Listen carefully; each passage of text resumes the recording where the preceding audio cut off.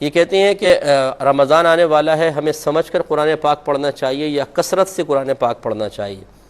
دیکھیں، میں تو ہمیشہ یہ ذکر کرتا ہوں اور پتہ نہیں نامعلوم مجھے سمجھ میں نہیں آتا کہ اس پر کیوں لوگوں کو اعتراض پیدا ہوتا ہے۔ قرآن پاک کا نزول صرف حصول ثواب کے لیے نہیں ہے، نہ میں ثواب کا منکر ہوں، میں تو بارہا یہ کہتا ہوں کہ آپ قرآن پڑھیں گے ثواب ملے گا، سمجھ میں آئے یا نہ آئے۔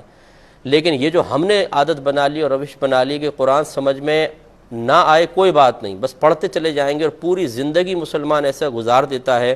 کہ اسے یہ نہیں پتہ ہوتا کہ میرا رب قرآن پاک میں مجھ سے کیا ارشاد فرما رہا ہے۔ میں ایسے حضرات سے کہ جو میری ان باتوں پر اعتراض کرتے ہوئے اور پبلکلی اس کو ڈسکس کرتے ہیں کہ دیکھیں جی مفتی صاحب نے قرآن پاک پڑھنے سے منع کر رہے ہیں، حالانکہ چاہے سمجھ میں آئے نہ آئے ثواب تو ملے گا، تو بھئی میں نے کبھی انکار کیا ہے؟ لیکن میں آپ سے دائرہ ادب میں رہ کے پوچھتا ہوں کہ نزول قرآن کا یہ مقصد تھا کہ صرف عربی عبارت پڑھی جائے چاہے سمجھ میں آئے نہ آئے؟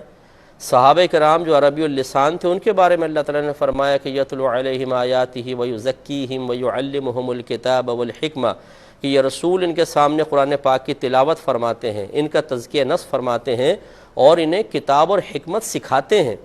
اس کا مطلب یہ ہے کہ صرف قرآن پاک سیکھنا ہوگا، قرآن پاک کو سمجھنا ہوگا، قرآن پاک سمجھ میں آئے گا تو اس پر انشاءاللہ عمل پیرا ہوگا، اس کے مضامین دل پر اثرات مرتب کریں گے، انسان کے عمل میں تبدیلی پیدا ہوگی۔ اور جو ساری زندگی بس ایسے قرآن پڑھتا رہے ثواب کی نیت سے، ثواب تو اس کو پھر بھی ملے گا، لیکن اس سے میدان معاشر میں ضرور پوچھا جائے گا کہ اللہ تعالیٰ نے تمہیں صرف ثواب کے لیے قرآن پاک نازل نہیں کیا گیا، یہ تو عمل پیرا ہونے والی کتاب تھی، تو تم نے کتنا سمجھا قرآن پاک کو؟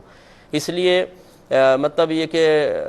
مجھے اس پہ کوئی ناراضگی بھی نہیں ہوتی اگر وہ کہہ رہا ہے ٹھیک ہے اپنی سوچ اور سمجھ کے مطابق کہہ رہا ہے، لیکن انشاءاللہ میدان معاشر میں ڈے آف ججمنٹ بتائے گا کہ ہماری سوچ اور فکر قرآن و حدیث کی تعلیم کے موافق صحیح تھی، یا مطلب اس طرح باتیں کہہ کے لوگوں کی حوصلہ افزائی کر کے، عوام کی حوصلہ افزائی کر کے ان بیچاروں کو قرآن سمجھنے سے دور رکھ کر صرف حصول ثواب تک محدود رکھنے میں کوئی فائدہ ہے؟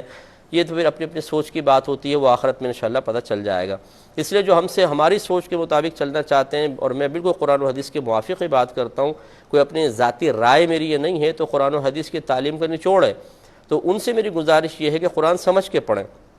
چاہے پورے رمضان ایک سپارہ پڑھیں، لیکن اچھی طرح سمجھ کے پڑھیں، ترجمے کے ساتھ، تفسیر کے ساتھ، یہ آپ کے لیے بہت بیسٹ ہوگا۔ ان سے کہیں زیادہ بہتر جو ساری زندگی قرآن پڑھتے رہیں لیکن سمجھ میں کچھ نہ آئے، ثواب انہیں ملے گا لیکن اس سے جو کم حق ہو قرآن پاک کا فائدہ تھا وہ کبھی حاصل نہیں ہوگا۔ جتنا ہماری یہ تقریریں ہم سن کے اپنے قلوب پر اثر محسوس کر کے عمل میں تبدیلی لانے کی کوشش کرتے ہیں، میں واللہ کہتا ہوں آپ قرآن پاک کو ترجمہ تفسیر سے پڑھیں، جو آپ کے قلب پر اثر قرآن کا ہوگا یہ کسی کی تقریر کا نہیں ہو سکتا، اس لیے کہ تقریر ایک عام آدمی کا کلام ہے اور قرآن پاک اللہ تبارک و تعالیٰ کا کلام ہے، اسے جب ہم پڑھتے ہیں تو دل پر بہت زیادہ اثر ہوتا ہے، اور ہر آیت اپنا ایک تقاضا رکھتی ہے، وہ تقاضا کرتی ہے، وہ اسی کو تقاضا محسوس ہوگا، اور تقاضے کے مطابق وہی شخص عمل پیرا ہو سکتا ہے جس نے قرآن پاک کو ترجمہ اور تفسیر کے ساتھ پڑھا ہے۔ اللہ تعالیٰ عمل کی توفیق عطا فرمائے۔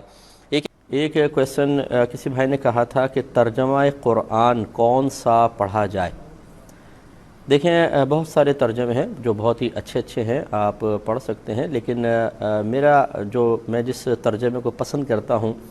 جو بہت ہی اچھا تفسیری ترجمہ ہے اور اس میں بہت اچھے انداز سے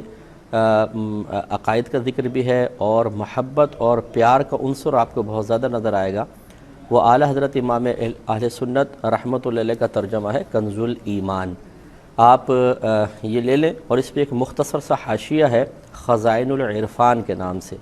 یعنی تفسیر خزائن العرفان، نعیم الدین مراد آبادی صاحب رحمۃ اللہ علیہ کی ہے۔ آپ یہ کہیں کہ خزائن العرفان دے دیں تو وہ ہے ہی کنز الایمان ترجمہ قرآن پر، تو انشاءاللہ اس کو آپ پڑھیں گے تو بہت اچھا آپ کو محسوس ہوگا۔